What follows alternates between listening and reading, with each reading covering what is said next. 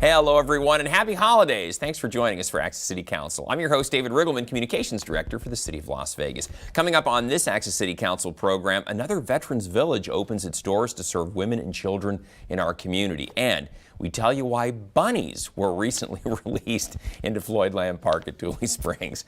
The councilwoman who represents Ward 6, of course, is Michelle Fiore, and she joins us now. Councilwoman, great to see you. It's great to see you. Happy holidays, Merry Christmas to you. Oh my goodness, I'm so excited. December's my favorite month. It's here. All the lights, all the everything. It's beautiful. It's a beautiful month. I marvel every year when it rolls around again because it just seems to come faster and faster every year. Maybe that's a product of me getting older. I don't know, but you know, it's the month of giving. It's the month of giving. True. Yes, and I had this brilliant idea, and I'm going to go through my closet because I usually just go through my closet and give everything to Catholic charities, and there's so many charities out there that I'm going to go through my closet and find some others and just share different clothes and shoes and share it with many different outlets so they can just give stuff away. That sounds like you. Definitely. So, yeah. You know Ward 6 very, very well, like the back of your hand. For those of you out there not exactly sure where we're talking about, yes. It's the top of the valley. If you live in that area with the big 6 on it, then you are in the city limits of the city of Las Vegas.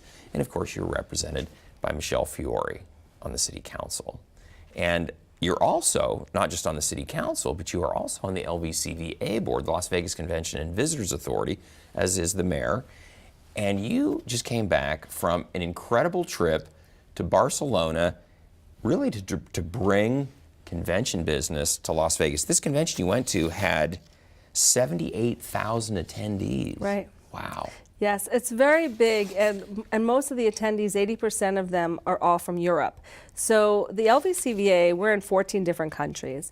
And when our mayor, whom I just adore, appointed me to this committee, one of my first briefings was with the former CEO, which was Rossi. And he told us, listen, this is a traveling board, so we need the board members to travel and see exactly what we do in different countries, and there are different conventions. It's not the same convention in each country. Yeah, right. So I said, okay. So I've really been trying to, because I sit on 4 other boards as well, and and I go to DC a lot. So I think I'm looking at the LVCVA board as, maybe participating in about 4 trips a year because there's so many other things that I do. Well, and I think people may not realize this, Councilwoman, but in addition to serving on the City Council, because you're on the City Council, you also serve on other boards, as you mentioned. Yes. And that's part of being an elected official here at the city, is that you're going to have to serve on other boards, whether it's Health District, LVCVA, whatever it might be. That's part of the deal. And so LVCVA is an important one, obviously, for our tourist industry, but it also keeps you very, very busy because you've been to trips, again, to drum up business to come to Las Vegas.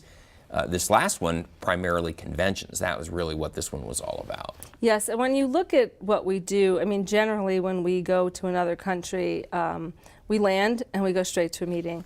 Right. I traveled with Chris Mayer. I saw your schedule. Yeah, it was like... So Chris Meyer... They didn't give me any time to even go get a drink of water, did they? So Chris Meyer, so we had, stuff at the convention booth. So Chris Meyer and Brian Edwards and Molly Castano from the LVCVA, along with all of our partners. We have several partners. Yeah, a very impressive list. Yeah. We'll talk about that next, yeah. So we traveled, and Molly got in Monday at about noon, and our first appointment was 1. It was so, it was like, be there Get and to let's work, go, Councilwoman. let's go. So, and so we start our days early and we end them late. So we generally meet in the lobby between 7:30 a.m. and 8, and we've got to be at the convention center by 9 a.m. We leave there at about 6:30 p.m., and then we're meeting with buyers at 7, 8. We get back to the hotel at about midnight, and we do it again. all again the next day.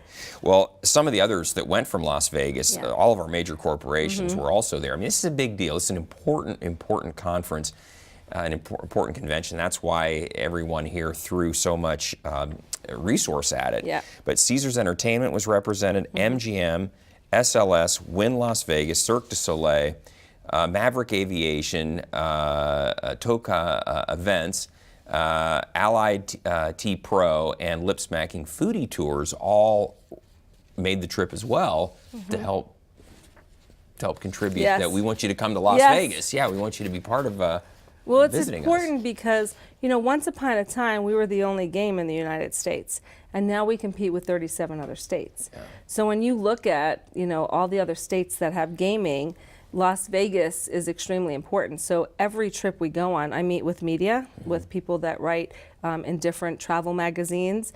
They highlight, and the greatest thing was the one Germany media journalist that I met with. His name was Gerald. I saw the spread that he did. He did a 3-page spread on awesome. coming to Las Love Vegas it. for your conventions. Love it. He highlighted some of our partners. He highlighted the Foodies Lip Smacking. He highlighted our mob museum. Yeah, that's great. Yes. Great things. He highlighted a lot of our City of Las Vegas things. And so it was very impressive that the journalists out there love Vegas. Yeah. And we've got to keep it that way. Exactly. We must be doing something right because we've had Right. 40+ million tourists every year. Yeah. So it's working. It's working. So keep It's doing working. it. Keep doing it. It's good stuff. Closer to home, I love this. Veterans Village. Yes. Another Veterans Village opened. This took place back on November 9th. This is really important. Veterans Village caters to veterans and their families who are homeless. They do. And Dr. Stark, I got to tell you, Dr. Arne Stark is an amazing individual. And he just opened up a women's facility, Yeah. which is really so important because here in the city of Las Vegas, there's one place for women to go to, and that's Shade Tree. Right. And unfortunately, Shade Tree is still trying to raise enough funds to keep the 3 floors open. Right now, I think they only have 1 floor open. So they have to turn folks away, and that's a problem. That's a really big problem. And so Dr. Arne Stark, he opened up a woman's area, and I think that, and I'm going to call Dr. Stark and say, do you need clothes and shoes I'll help you and out. stuff? I'll help you out. I'm going to clean out my closet before Christmas. You and the mayor were at the dedication of that facility here again on November 9th. Yeah. She gave That's, such Arne an Stark right eloquent there, yeah. speech that Yeah. night, too. Her words were just wonderful. I don't think a lot of people know this, Councilwoman, but in Las Vegas, we have achieved what's known as functional zero for our veterans. That means there's housing facilities for the veterans that we have homeless here. And we're one of the few cities in the country that can actually boast that. Yes. Now, we have other homeless out there that we're obviously trying to help as well. But on the veteran side of things, thanks to people like Arne Stock, Yes, we're doing without very a well. doubt. Yeah. And we've really are working hard on actually mimicking the Haven for Hope out of San Antonio, Yeah. Texas. They have really led the charge on how to deal with different people that are homeless, Yeah. because you have families and then you have individuals Right. that might have substance abuse, and you can't mix Mental them, illness, right? right, exactly, Mental right, illness, right, right. substance abuse, felonies, and you can't mix these individuals with children, homeless children. Right. So the San Antonio, Texas Haven for Hope really gave us a lot of great information, and they're willing to teach and work with us, and we're really excited about Well, you've it. been awesome. You, Councilman Creer, Councilman Koff, and others on the city council in general, our city staff, our senior executive staff here at the city, have really tried to kind of cherry pick what works best around the country. Phoenix has done very well. Of course, you mentioned San Antonio. Other cities are making some great inroads. So we're going to try to learn from what they've learned that works well and doesn't work, Right. and try to emulate the good things, go from there. So, Yes. yeah. Absolutely. Good stuff. Well, congratulations to Arne on the next Veterans Village. He's an amazing guy. Former city employee, by the way, too. Speaking of veterans, Veterans Day Parade, November 11th, one of the biggest west of the Mississippi, if not the biggest west of the Mississippi. You were in it with your fellow council members riding on Yes. Big Red. It was a beautiful Yes, day that it day. was Yeah. a beautiful day. There you So are. Councilman Stavros and Councilman Creer was with us, and the lady that I'm sitting next to, she's a 91-year-old vet, and she's just amazing. Amazing, gracious, kind woman. There she is with the sunglasses on. Well, she's the middle one. Yeah, beautiful. Yeah. Good for her. 91, still in the parade. That's Yes. awesome. You see great turnout every Yes, year. every It's just, year. yeah. Well, and we love our vets. Of course. They fight for our freedoms. And we show it by that. That parade is a big deal every year. It is. If you come, be prepared to stay for a while because it's a long parade. It's good It is. stuff. So, and then, Councilman, I want to let everybody know some great things. Your ward has wonderful amenities. Grand Teton Trails Park, Trails Park. We're going to be putting some more lacrosse fields in out there. That's the plan, right? Yes, it's going to be fun. And as a matter of fact, talking about the lacrosse fields, I want folks to understand that in the middle of January, we're opening up for taking bids on getting that park done. And so we want Ward 6 to be the ward of all of the sports. You know, we're looking at a bike, BMX park in Tule. That's awesome. We're doing the lacrosse. We're doing a regional park with the commissioners where we really want the Northwest as a whole to be just the funnest area. Yeah, and I think what I'm impressed with is you guys are all trying to make it kind of a model place to live for amenities, just quality of life overall out there. Without So, a doubt, yeah. without a doubt. It's all about that amenities now. You know, it's great that we're adding lacrosse fields because lacrosse obviously is one of the sports that has just taken off. And trying to find places to play and to hard. practice is really hard these days. It's really So, hard. yeah, There's limited space for lacrosse. And also, too, when we open up new fields, it gives us more of an opportunity to host tournaments here. The more tournaments bring in visitors, they spend money in Las Vegas and make a trip out of it, and that's good for our economy, too. You know, most folks don't realize, but since sitting on the LVCVA, most folks don't realize we do here in the city of Las Vegas, just the city of Las Vegas, we do about 22,000 meetings a year here. And the meetings, you know, they might not be the big CES that's coming in January, right. but they could be 200 people, they could be 40 people, but 22,000 meetings a year here in the city of Las Divide that Vegas. by 365, and that just gives you an idea of how busy it is here. Of the then. daily. So Yeah. when you're out in all these casinos and you see all the people with their badges, you know, their convention badges, it's their meetings. I mean, everyone wants to come to Las Vegas and have fun and work. I didn't realize we had that many Yep. conferences coming here. 22,000. Wow. That's good. Yes, it's great. It's great. Keep it up. Keep bringing them here. And then, Councilwoman, speaking of the Northwest, one of your gems out there is Floyd Lamb Park at Tule Springs. Yes. And I love this because there's been a bunny issue out there. Oh my goodness. So we've got some video. We had some bunnies we captured. They were spayed and neutered, right? Yes. And then released back to the wild because we love the bunnies. We just Right. don't want to have like a bazillion bunnies out Yes. there. So we've had a problem with the bunnies because unfortunately, and we put a great ordinance in. So unfortunately, a lot of the pet stores around the city were selling bunnies for dirt cheap. They were selling them for $5 or $10, which is a problem because parents go and go, oh, for Easter, I'm going to get my kid a bunny, right? Now it's a lot of work. And Yes. And then they don't get them spayed, right? And you know that old adage expression, you know, kiss like a bunny and you make 10 bunnies, right? And that's absolutely true. These bunnies, oh my God, they multiply in a minute. And then, Councilwoman, people were taking the bunnies that they didn't want and just dropping them off out in the park area. Everywhere. And Yeah. unfortunately, when you do that, we have a big coyote problem. Yep. We have people feeding them, and they're multiplying. And in Tule Springs, it's a historical park. Yeah. So we have bunnies that are burrowing under historical buildings and bridges and ruining that. So what we did with the help from our bunny folks, I can't, you know, they're really Three rescue groups. yes, three different ones, yeah. rescue groups. Literally getting the bunnies, capturing the bunnies, bringing them to our vet, getting the bunnies spayed, and then Jerry Walker, I love him. So he built a rabbitat. He built a rabbitat. Of course he did. So we collect the bunnies, we spay them, and then we put them in the rabbitat. So, you know, now folks can feed the bunnies at the rabbitat. They can't feed the bunnies outside the rabbitat because we're trying to get all the bunnies spayed and neutered so they can't multiply.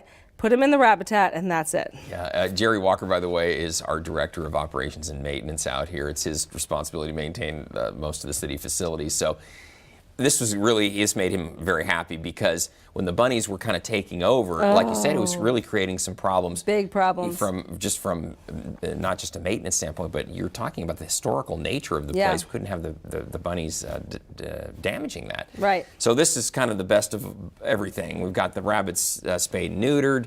They can still be out there. They've got a little place, their little rabbitat habitat Yes. where they can hang out. But and the sad thing is when people don't know anything about bunnies, they think that they can just release them in a park and they're going to be fine eating grass and lake water. Well, that's not true. They need to be fed. They need to be fed nutrition. And so I really want people to understand if you're going to invest $1 or so in an animal for your child. Be responsible enough to take care of that animal, because your child is a child. Respect that, and they're not going to take care of the animal. You know, exactly, Councilwoman, and that really applies to all pets, Yes. because our issue in Las Vegas and cities across America is pet overpopulation. Yes. It's because the population is allowed to just proliferate without being spayed, without being neutered. And then we have too many animals, and then what's the result? Right. Often they're put down. Yes, and nobody how wants to horrible is that? Exactly. Nobody Yeah. wants to see that. Yeah, So that's just not an option. right. So anyway, Rabbitat. Rabbitat. Check it out, folks. Come out if you, Yeah, you can see it. Rabbitat. You can see it firsthand Yeah. out at Floyd Lamb Park in Tule Springs. Councilman, we're into the holiday season. Christmas is here almost. We're in the kind of right under the downhill toward it. But I want to take a quick look back. Halloween, a lot of fun out in your ward. And you had a big, safe Halloween event out at Floyd Lamb Park, Yep. as we were just talking about. Of course, on Halloween itself. This is a big deal. It's a big deal. So we expected about 1,000 people. We're thinking we'll have 1,000 people.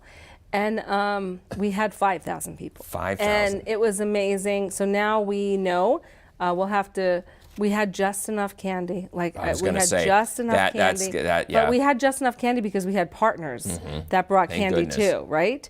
And so next year it'll be bigger and better. We know what to expect. It was our first. And I was really excited because people want to go trick-or-treating in a safe place. Absolutely. Absolutely. We all have heard the horror stories about things. Or sometimes, too, you go out and some neighborhoods just aren't participating. You're taking your kids out and it's like, well, where is everybody? You know, nobody's is jumping in. So you go out there, you know, everything, it's going to be a great time. There's going to be candy. All the cars were decorated. It was like a trunk or treat. It was great. It was so much fun. We had hay rides. The YMCA was there playing games. So, I mean, our partners are so amazing. they And we are. had our DJ there. Again, kudos, to Christy, because the things that she does with me. I say, Christy, I want to do this. And she's like, okay. Christy Garnis heads up our special events here at the city, and she hit a home run. Especially if you're expecting 1,000, you get 5,000. Yes. Yeah. Same with when we did the 4th of July. Yeah. We literally thought we'd have 1,000 folks. We had over 3,000 folks in the park, and then another couple of thousand parked at our new Smith's Marketplace watching the fireworks. Obviously, people are listening to what we're saying. Yes, and, they are. They know what we're telling them, that this is coming up. And then, not to be outdone, at Silverstone Ranch, the homeowners association there a couple days before had a monster mash out there. And again, this is a big deal as well. Nice. This is nice. So Silverstone is one of our greatest communities, and I'll tell you, they are totally really putting in place a lot of activities for Silverstone community. It reminds me of Providence. Providence does an amazing job, and Silverstone is doing the same now, and they always do an amazing job. And at our Christmas Fantasy Forest, we have a Silverstone tree and a Providence tree. Very nice. Yeah. Very nice. Well, we're just moving through the holidays because, of course, after Halloween, you have to have Thanksgiving. Yes. And I love this. Our Centennial Hills Senior Center, Active Adult Center, very active. That's really a perfect word. Always a lot going on out there, a lot of participation. And you had Thanksgiving dinner with them. It was the week before Thanksgiving, but it was very nice. November 15th, it was exactly a week before. But look at the turnout at this. I have to tell you, that Ashley, who heads up that center, she cooked for 80 people. Wow. We went out and we bought all the food. She cooked it all. Wow. And then we got to enjoy a Thanksgiving meal with our seniors in Ward 6. And they're just great. These folks are great. I love them. My mom loves them. They love my mom. So, it's really cool. Well, very good. That's a nice tradition. Everybody, no matter their situation, is going to have a nice Thanksgiving, one way or the other. I love that. And then now we're moving on into the Christmas season here, into December. You had your Christmas Fantasy Forest out at Floyd Lamb Park at Tule Springs. Now, this is a first. Yes. But basically, you've got how many 30. 30 trees, all decorated for various religions, various groups. And people can just stroll through and check it out, right? It's so amazing. We have like Company Costco, we have the Siegel Suites, we have the YMCA. Commissioner Kirkpatrick did a Nellis Air Force tree and an education tree. And That's a Parks and Rec tree for yeah, the City of Las Vegas. there we go. And then, of course, mine is Guns and Diamonds, right? We have a Hanukkah tree and very Happy nice. Hanukkah. Yeah. You can stroll through and see it, but Yeah. that's kind of the idea. So it's the Christmas Fantasy Forest, and the really the big thing here is every single weekend for the whole month of December, we're going to have Santa Claus there and games and toys and hot chocolate, because Santa in the Park last year was so incredibly successful that I got our city involved, and I'm like, Christy, we got to do it bigger and better this year. And so we literally did it all for the whole month of December. So every weekend we'll be out there. Now, this is Cowboy Christmas that took place on December 1st. That's a one-day event. Yes. A lot of fun. It's traditional. A car show, Santa's out there. Singing. Yeah, entertainment. It's a lot of fun. And we had good weather this year, which We was really did, and nice. our Boy Scouts served hot cocoa Exactly. all day long. But the Christmas Fantasy Forest goes on all month long, All right? month long. Friday, Saturday, Sunday, Councilwoman? Friday, Saturday, Sunday, Okay. and everyone that wants to come to the forest gets in free. This is important because Yeah. it normally costs to get into Floyd Lamb Park. But If you're coming out to see the Christmas Fantasy Forest, you get in free. Merry Christmas, everyone. yes, absolutely. And now we're into Hanukkah too, so I love that there's a Hanukkah tree represented absolutely. there We've got too. a Hanukkah tree. Lawrence Weekly, I think, did a Kwanzaa tree. We have a mosque that did their mosque tree. Good. Yeah, so all religions coming together, and that's what Ward 6 is about. Ward 6 is about respecting and loving each other. Yeah, good stuff. Good Yeah. stuff. So again, Friday, Saturday, Sunday, it's free. Of course, you probably want to come maybe after 4:30 Yes. when it gets dark Yeah. and see the lights on. Then good stuff. And then, Councilwoman, I love this. The November 7th City Council meeting, you recognized a couple of people, very deserving. The first was our Citizen of the Month, Marlene Bruce. And tell everybody Marlene's story. This is really nice, especially as we're in this season of giving and caring for others. She's the epitome of that. So Marlene, I don't know if everyone's familiar with Child Haven, but Child Haven is where our children go when their parents get in trouble. If they get arrested, if something bad happens, Child Haven comes in and helps the child and makes sure that they have a home and someone taking care of them and meals. And there's 7 different cottages at Child Haven. And so this lady, Marlene Bruce, literally hand sews pillowcases. And each pillowcase has a tag on it that says, "You are loved." Right? So they get at least a nice flannel pillowcase that's soft that they can hug and sleep on. And it's theirs to keep. And it's theirs to keep. And she has sewn over 500 of these pillowcases. That was great that you honored her, because I didn't know that she was doing anything like that. I don't think a lot of people did. It was one of those unsung heroes. So I'm glad she got some recognition, and maybe also helped call some attention to those kids out there have some needs. Yes. And it's nice that people in the community are stepping up to help in some way. Yes, and through Christmas, I go to the Child Haven and all the cottages and find out how many kids they have and bring an array of gifts. That's what we do. That's really good. Yeah. Being there on Christmas would be good for you. Yeah. Very good. And then, Councilwoman, love this too. You also honored at the very same council meeting one of our local Regional Transportation Commission drivers, Michael Blair.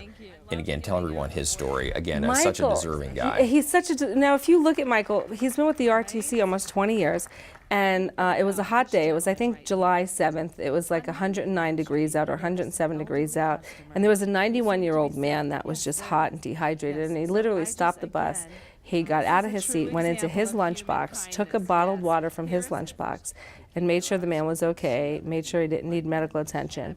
But just the act of kindness, the human kindness, this is what we want. This is what we want people to do, and there's so many people that do that unrecognized. I just want them to know how much we appreciate it. He could have just gone about his day and hope somebody else help that man, but he took charge. Yeah, and that's what you really need to do. So if you think someone else is going to do it, just don't think that way. Just stop what you're doing and help them. I mean, I travel a lot, and last year there was a woman. I was on the the beltway where you're standing there and it's moving. And there was a woman. She couldn't find something in her purse. She was having a nervous attack, and there was a 3-year-old standing next to her. So I literally jumped over the railing, said, what's the matter? She needed her inhaler, but she was too excited to find it. So I went through the bag with her, got her inhaler, and that's fine. you know, you just have to just do it. Just doesn't matter. Just do it. Just stop and help, and don't think someone else is going to. Good for you. That's awesome. That's a great Yeah. story. Everyone needs to do it. Yeah, yeah, and not just at Christmas all the time. All the time. Right, right. Well, Councilwoman, we want to remind everybody out there, you are great because you and your colleagues on the council always make yourselves accessible to the public. That's why you're elected, and you've made it clear that you want to hear what people's needs are. And I know from firsthand experience that you take care of people's concerns and you jump right on it. So you hold office hours out at Centennial Hills Community Center and YMCA out in Ward 6 there on North Buffalo. You're out there from noon to 6. So people don't have to come all the way down to City Hall. If they've got an issue they want to come and talk to you about, they just can go over there and do it on one of those Mondays. It's true. It's true. That's what we do. And you get a good turnout at that.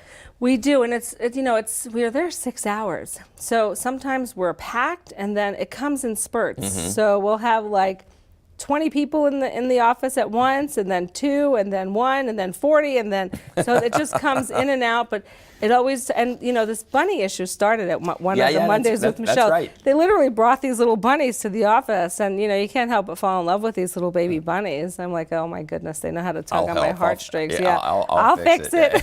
Yeah. So you have refreshments at these things too. Oh so, yeah. So you always I'm make Italian, sure that, so we have to eat and drink. So we Right. always have, and Coca-Cola is my favorite. I know I shouldn't be saying that, but I love Coca-Cola. So there's always Coca-Cola and an array of sodas and waters and some kind of food, sandwiches, cookies, something. So when you're with You're me, the I have to perfect feed host. you. Yeah, I have to hostess. feed you. So, Yeah. well, very good. Yeah. Well, Councilwoman, we're just about out of time here, so we want to tell everybody, hey, we always want to hear from you. So if you have something you'd like to share with Councilwoman Fiore, as we're saying, you can always find her on Facebook and Twitter, and you can also just pick up the phone. She's at 702-229-6405, or send her an email at mfiore@lasvegasnevada.gov. She will get back to you, her staff, someone, they always do. So. Yeah. Well, Yep. Merry Christmas to Merry you. This is your Christmas. last show of 2018, so I guess I Yes. can say see you next year. See you next year. See you next year, and have a great one, too. Thank you.